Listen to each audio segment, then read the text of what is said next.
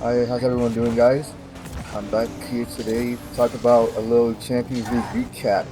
Trying to give you a little kind of like 5-10 minute video, but yeah, the last 2 days in the Champions League have been pretty crazy. A lot of, I think, in my opinion, two very big unexpected results. And let's start off with the big talk of the week: Man City versus Madrid. I mean, oh, if you're a Man City fan, you gotta feel bad. You are having one hell of a week. In 1 week, have single-handedly lost basically two trophies in the Champions League and in the Premier League. They lost 3-0 to Real Madrid, which, I mean, according to my predictions video, I would definitely did not have that going on in the first leg at the Bernabeu, because Pep Pep had an absolute disaster pass. He just he pooped his pants. That's what happened. I don't know what that starting lineup was against Madrid. I don't know what he thought was going to happen to starting Savinho, one of the worst players I've ever seen of all time. But yeah, Madrid, Valverde literally took the game into his own hands and just he might have single-handedly killed Man City as a team that day. That day he might have killed Man City, because after that, when they played West Ham, I don't know what I was watching. They drew to a what relegation zone almost West Ham for the title, by the way, in the race for Arsenal when they need those points badly. So not only did they end up losing the Champions League, getting knocked out, they also ended up basically losing the league, because now they're 9 points behind. And what, 7 games left? The only way they can win is if Arsenal lose 3 games. Like, yeah, I don't know. I don't think that's happening, especially with the teams they have left. Next up, though, we have Newcastle Barca. Wow. Oh my god, it's not a fun time for Premier League teams. Let me tell you. They also, the first leg, 1-1. Okay, pretty respectable. They low-key should have been up 1-0 if they didn't give away that penalty. But they go into Barcelona's home, and they started off really well. It started off 2-2. Let's say Barcelona's defense is not the best. They have Ronald Araujo the back there, but terrorists. Besides that, 2-2, great start. And then I don't know what happened, but for it to go to 2-2, and then in that second half end up 7-2, they absolutely pulled down Newcastle's pants and spanked them like a little boy. That's what happened. Because Newcastle, you should be embarrassed to give up 7 in that second half. I don't know what you guys are doing, but let me tell you, it did not work, whatever plan you had. Well, fair play to Barca, of course. Fair play to Barca, because they did do a great job capitalizing on their opportunities. Lamine Yamal had a pretty decent game. He did give up a goal, but at least he made it up by scoring, you know. And Rafinha had an amazing game. 2 assists, I think, in a goal. So, like, really good game from him. Showing his 2025 season levels, it looks like, again. Funnily enough, because speaking of that, in 2025 form, I want to talk about Dembele going into this now, transitioning from that game.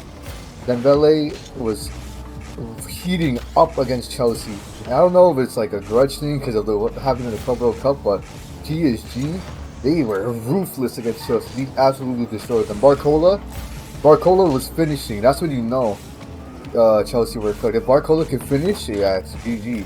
He was straight cooking Chelsea. And then another man who I think was in team of the week for the UCL this last 2 weeks, Carlos Gaviria, is so good. He single-handedly changed the game in the first leg between Chelsea.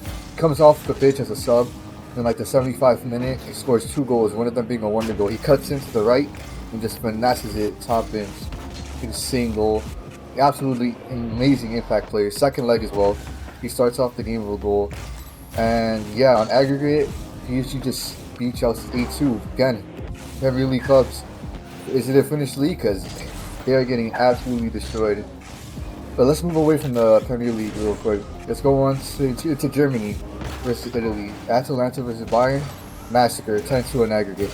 Yeah, not much to be said there. Just they're too good of a team to lose to Atalanta, especially this season. Serie A are pretty horse poop. Yeah. Next we had Atletico Madrid Spurs.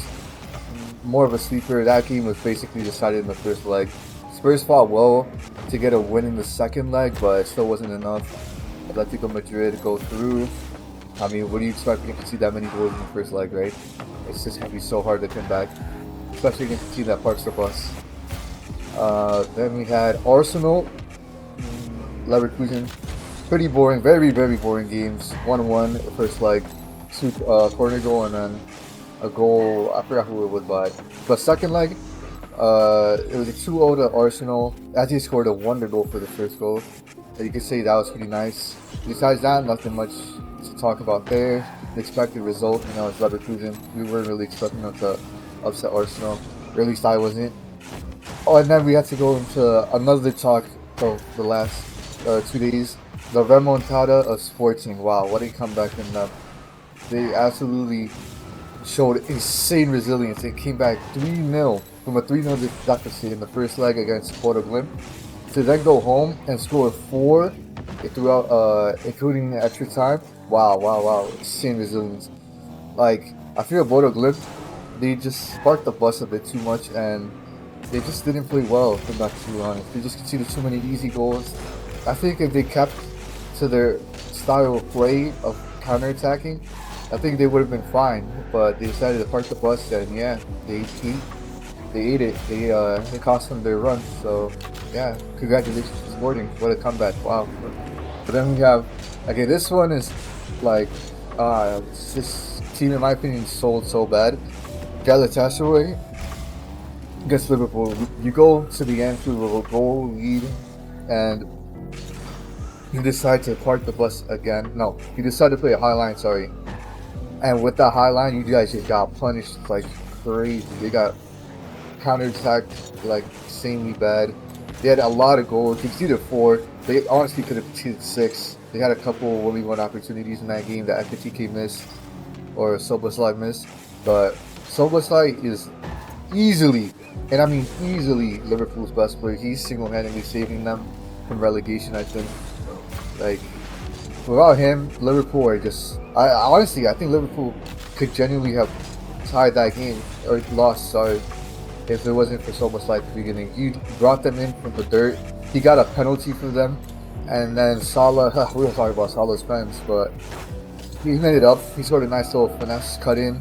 Really, really nice shot. Almost replica to what Kvaratskhelia did against Chelsea. Amazing goal. But yeah, good on Liverpool. I did not expect them to make it out, but good for them. Now, out of those, I think 8 should be Bayern, Madrid. Oh yeah, Bayern, Madrid, Arsenal, Sporting, Atletico, Barca, and then PSG, Liverpool. Those are our final 8 for the quarters. Very nice teams. I think left side is still so much more stacked, but I still don't think that's going to change anything in terms of my prediction. I think the same teams are still going to go through.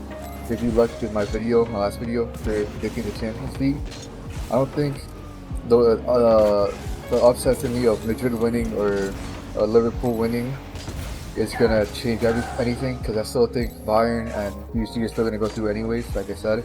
It was just who won in the round of 16, you know, which I guess ultimately didn't matter because, you know, the other team still didn't win. But I still like to be right on my predictions, and unfortunately, this time I was definitely not right. But I had a decent record. I had a positive record, technically, right? 5 out of 8. Not the best, not the worst. But yeah, guys, it was one hell of a Champions League week. What is it? I think it was like over 30 goals scored in 1 week. Which, wow, amazing. You don't really get that in Champions League very often. But it's very fun to watch. I hope you guys watch and we're tapped into the games. So let me tell you, the quarterfinals are going to be even better, I think. Even better. Because it's only better teams from here on out. I think we have very close games incoming, except for like maybe 2. So yeah.